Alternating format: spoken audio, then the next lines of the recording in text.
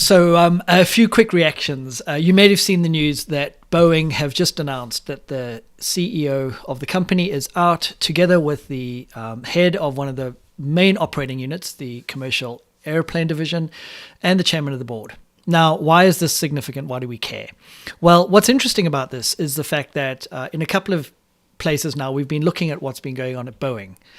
For one thing, for the past 7 or 8 years, there have been significant amounts of share buybacks. Now, when you have institutional shareholders who own your stock, this is great, right? Because a share buyback essentially pushes the price of your stock up, or has the ability or the impact of pushing your stock up. Which is great from an investment point of view.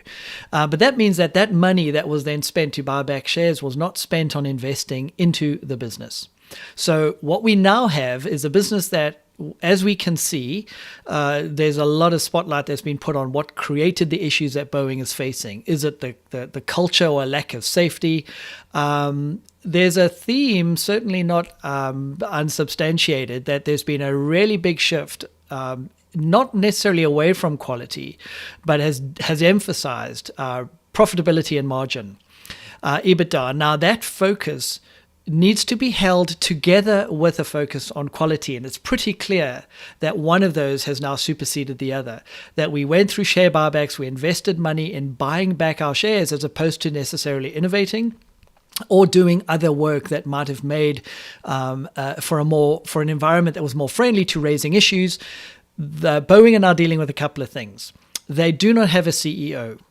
The head of the operating unit for the commercial airline division has now been replaced, and they have an interim in that role. They also have no chairman of the board presently. You have a significant drop in order volume. Airbus have just sucked the air out of this market because they have product that is good and reliable. Just last week I traveled on 6 airplanes, 4 Boeings, and one of those was called back for maintenance. That's 25% of my experience last week had a maintenance issue. Now, I fly a lot, and it's unscientific correlation. I tend to have there are more issues with Boeing maintenance than there are on other carriers. But in addition to the quality issues, you've now got a mysterious and as yet unexplained death of a whistleblower, a Boeing whistleblower, that hasn't completely been explained. You've got a labor union that are starting to be more vocal. They want a seat on the board, and frankly, you can't blame them, right? They don't want to be a part of a company that isn't being led well, managed well. Their reputations and their jobs are part of this. So rightly, organized labor are stepping up into this. And moreover, they are now talking about acquiring Spirit Aerosystems. Now, Spirit is one of the biggest third-party suppliers to Boeing and to others in the industry. They also supply Airbus. But the question that I have is that, a company looking to do a major acquisition, when you're looking to do this kind of deal, you want to be in a pretty solid spot. So what my experience has been is that when I've worked with companies that have done an acquisition deal or have been acquired, typically you're looking at 2 strong companies that are coming together, complementary, additive, the anticipated 1 + 1 = 3.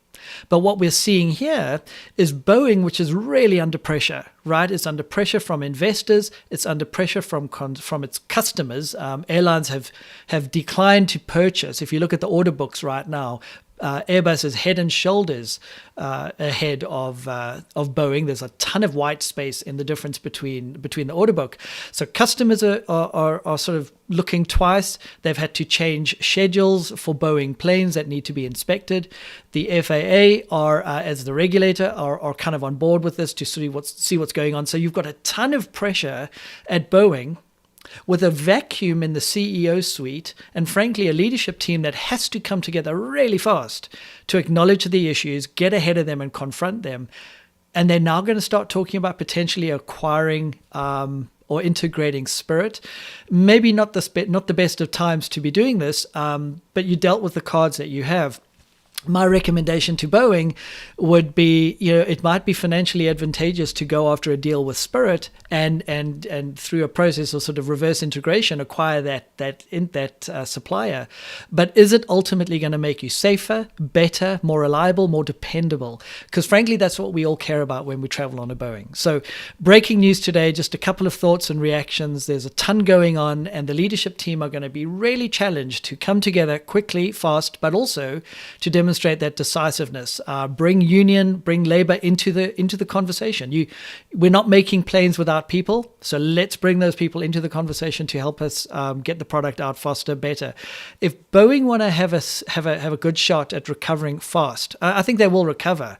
But there was a great piece from Richard Abulafia, an analyst in the space. And I do think, and he was talking about whether Boeing is on a glide path to oblivion.